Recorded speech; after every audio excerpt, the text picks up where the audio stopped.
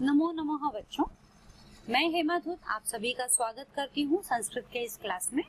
आज हम करने जा रहे हैं संस्कृत विषय से छठी कक्षा का दूसरे पाठ का दूसरा सेशन और इस सेशन का नाम है आकारांत स्त्रीलिंग। आकारांत स्त्रीलिंग यह चैप्टर हमने पिछले सेशन में पढ़ा कि किस तरह से आकारांत शब्द यानी जिन शब्दों के अंत में आ वर्ण आता है उन शब्दों को हम आकारांत शब्द कहते हैं और जिन शब्दों से स्त्री जाति के होने का बोध होता है उन्हें हम स्त्रीलिंग शब्द कहते हैं। इस तरह से हमारे बन जाते हैं आकारांत स्त्रीलिंग शब्द। पिछले सेशन में हमने इस चैप्टर के बारे में पढ़ा जिसमें स्त्रीलिंग शब्द वचन, एक वचन, द्विवचन और बहुवचन में दिए गए थे और चित्रों के माध्यम से हमने उन शब्दों की जानकारी ली और किस तरह से उन्हें पास में या दूर में कैसे कहा जाता है यह हमने जानकारी ली। तो आज हम इस सेशन में आगे बढ़ेंगे शब्दार्थों की ओर और इसके दो एक्सरसाइजेस हम करेंगे और आज के लिए हमारा उतना ही रहेगा। इस सेशन में शब्दार्थ करेंगे और उसके बाद में दो एक्सरसाइज करेंगे। शब्दार्थ है, हालांकि शब्दार्थ यहाँ दिया जा रहा है, वापस से मैं आपको एक्सरसाइज में करवा रही हूँ शब्दार्थ, लेकिन चैप्टर जब मैंने एक्सप्लेन किया था तब मैंने सारे के सारे शब्द आपको बताए थे और मैं आशा करती हूँ आपको वो याद रहे होंगे। ऐशा, ऐशा यानी यह स्त्री, क्योंकि यह आ की मात्रा आ गई है ऐशा, है ना आ। और पुल्लिंग शब्द जब हमने किए थे तो अ की ऐशो, है ना, यहाँ पर आ गया ऐशा। ऐशा यानी यह स्त्री। दिस हम बोलते हैं दिस दैट, पास में है तो दिस, दूर है तो दैट। दोला, दोला यानी झूला, स्विंग। दोहराएंगे आप मेरे साथ, दोला, झूला, स्विंग। कुत्र, कुत्र यानी कहाँ, वेर। हम प्रश्न करते हैं ना, वेर, तो जहां कुत्र आ गया मतलब वहां हम प्रश्न कर रहे हैं। उपवने, उपवने बगीचे में, इन द गार्डन। उपवने बगीचे में, इन द गार्डन। घटिका, घड़ी, क्लॉक।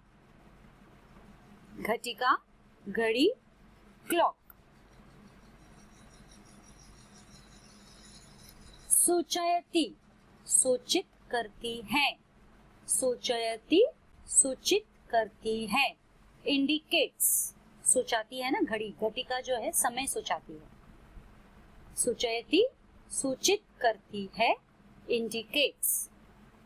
कोकिले, कोकिले यानी दो कोयल, दो कोयल।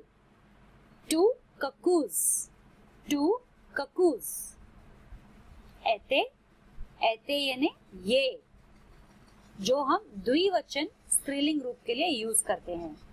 ये द्विवचन स्त्रीलिंग रूप के लिए, जैसे ऐशा था एक वचन स्त्रीलिंग रूप के लिए और आ वर्ण में आ रहा था, वैसे ऐते, ए की मात्रा आती है द्विवचन में स्त्रीलिंग रूप के लिए, दीज।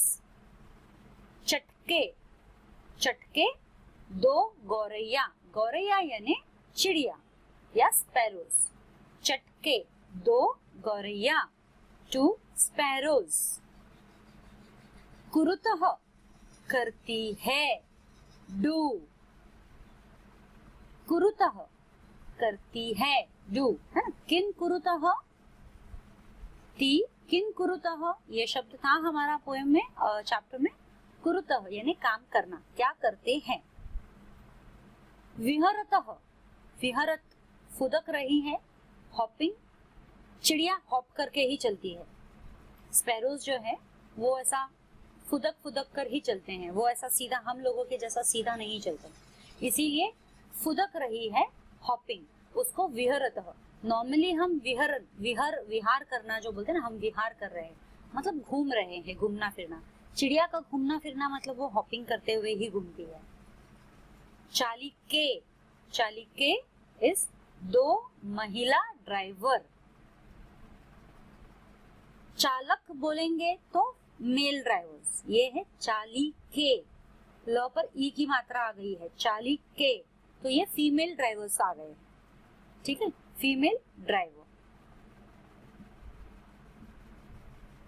चालयतः, चालयतः चलाती है, ड्राइव, चालयतः चलाती है, ड्राइव। एताः, ये बहुवचन स्त्री, एताः जैसे ऐशा एक वचन स्त्री, एते द्विवचन स्त्रीलिंग, और एताः, एताः ये जो है बहुवचन स्त्री के लिए। दीज है ना, ये पास में जो होता है ना प्लूरल फॉर्म, उसको दीज बोलते हैं। और दिस सिंगल चीज के लिए, दीज बहुत सारी चीजें होती हैं, प्लूरल के लिए दीज यूज करते हैं। तो एताः ये बहुवचन स्त्रीलिंग, दीज।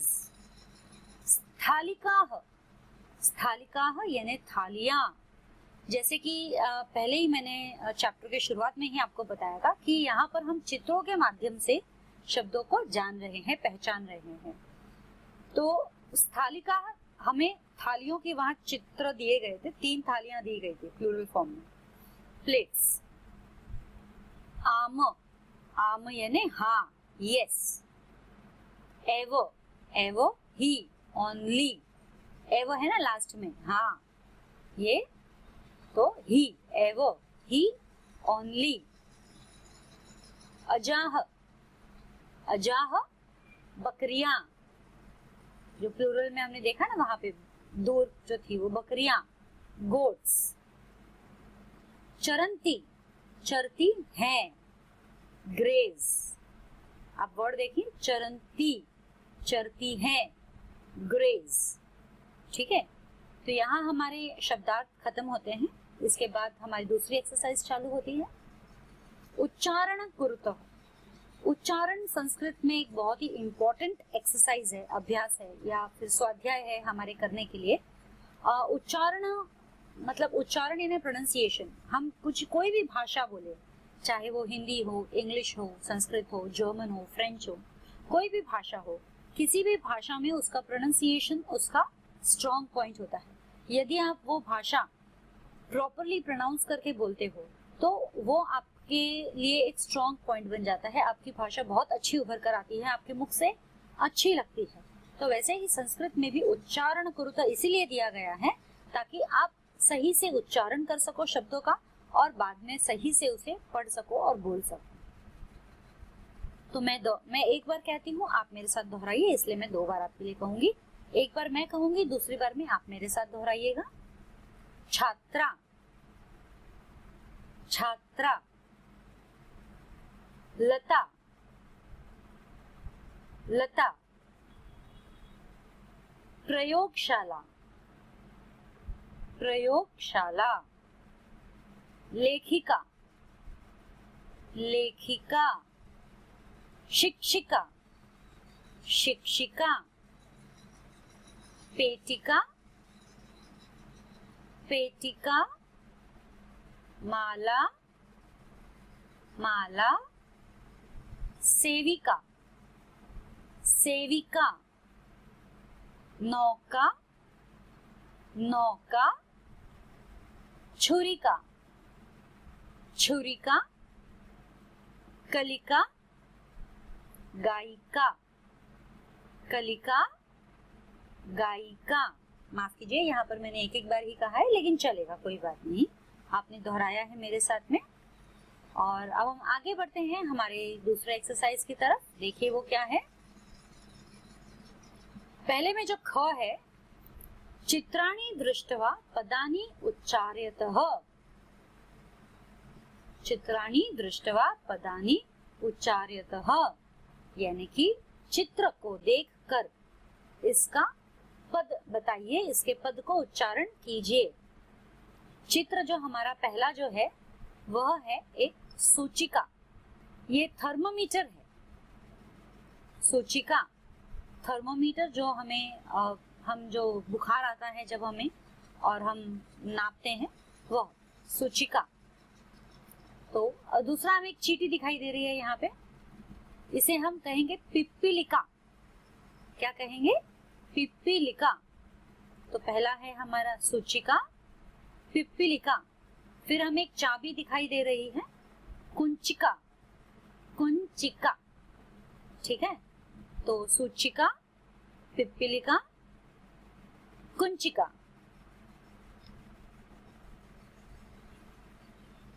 आगे बढ़ते हैं। और ये हमें साइकिल दिखाई दे रही है, लेकिन संस्कृत में इसे द्विचक्रिका कहेंगे। द्वि क्योंकि इसके दो टायर है, 2 टायर होते हैं, इसलिए द्विचक्रिका। 2 टायर से घूमते हैं, इसलिए द्विचक्रिका। ये टेबल है जो कि ऊंचा होता है, इसके लिए इसे उत्पीठिका, उत्पीठिका। जो ऊंचा टेबल होता है, जो नॉर्मली स्कूलों में टीचर्स के पास में डेस्क होता है, या बच्चे पढ़ने लिखने बैठते हैं, वहां पर भी ये उपयोग में आता है। उत्पीठिका टेबल के लिए हमने यूज किया है। फिर ये मक्षिका, मच्छर जो बोलते हैं मक्खी, मक्षिका, ये हमारे संस्कृत के शब्द है।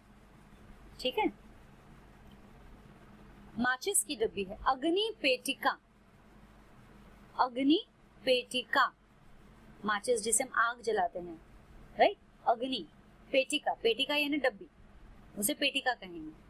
फिर ये हमें एक स्केल दिखाई दे रही है, फुटपट्टी दिखाई दे रही है, मापिका, मापिका। फिर ये वीणा हमें दिखाई दे रही है, यहाँ पे वीणा को वीणा ही कहा जा रहा है, इसमें इसका दूसरा नाम नहीं है, वीणा ही हम कहेंगे।